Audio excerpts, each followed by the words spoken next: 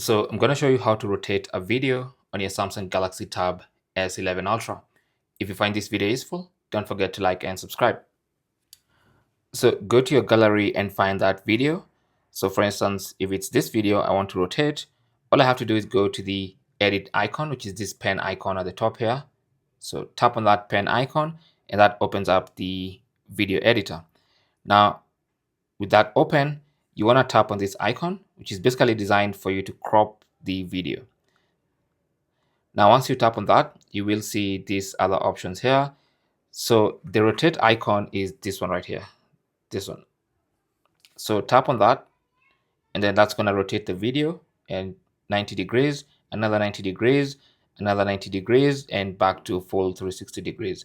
So select the rotation you want, and then now you can tap on either save copy to overwrite the original, or if you want to save a copy, just tap on, all right, actually, it's just going to have you the option to save the copy.